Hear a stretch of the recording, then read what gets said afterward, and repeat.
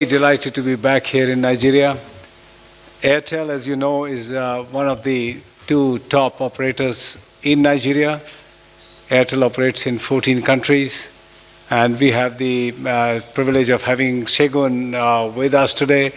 He is the MD and CEO of Airtel Africa PLC, a company which is a FTSE 100 company listed on the London Stock Exchange and Lagos Stock Exchange.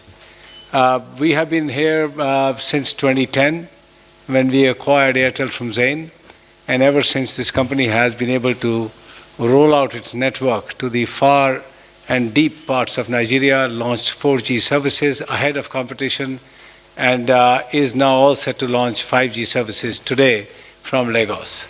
We'll be heading to Lagos immediately after this meeting. I had requested a meeting with His Excellency the President of Nigeria, and I'm glad that we were given time early in his tenure to talk about Airtel, to talk about India, Nigeria, and importantly the upcoming G20 that is taking place in India. All in all, we had a very productive, very warm meeting with His Excellency and the entire team of senior people. And I must say I'm deeply touched with the speed and clarity of mind that the President and his team have displayed within a very short period of time. One of the biggest problems for foreign investors in this country for many years has been lack of easy available of foreign exchange. We as foreign investors who have spent billions of dollars here do not mind paying whatever the market rate is. The market must decide.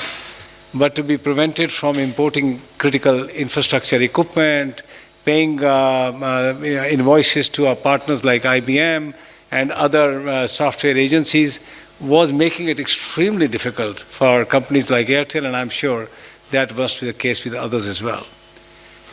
One of the key changes that His Excellency the President has made in the first few days of his tenure has been making Naira free float onto the market, letting the markets decide, as opposed to CBN's very convoluted structure of 4 or 5 exchange rates, which was very difficult to navigate for companies like ourselves and many others MNCs.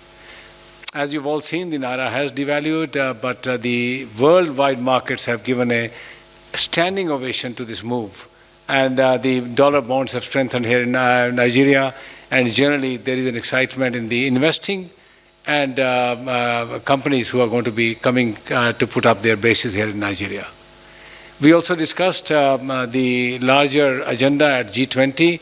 Honorable Prime Minister of India, Shri Narendra Modi, has taken upon himself to give tremendous amount of support to the agenda in Africa. I was appointed under B20 as the chairman of Africa Economic Integration Council, which I am leading. And I presented him the work that we have done in that council, which will be presented to G20 in August. And I'm very hopeful that that particular recommendation will be adopted by G20 in their meeting in September. This will enable the African continent countries under AFCTA, the AFTA, and otherwise to trade between themselves in a more powerful way, in perhaps local currencies, ensuring that the duty advantages of trading within the continent are better, and this continent flourishes for its 1.5 billion and growing population as fast as they can. I also saw His President's deep commitment to removing poverty.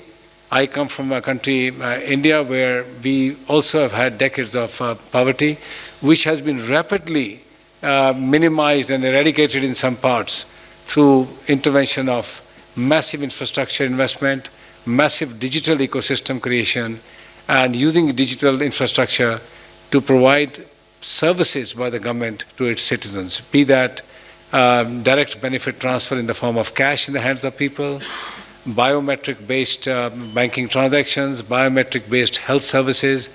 During the COVID time, India, as you know, through the biometric could ensure that every citizen of the country was inoculated and vaccinated.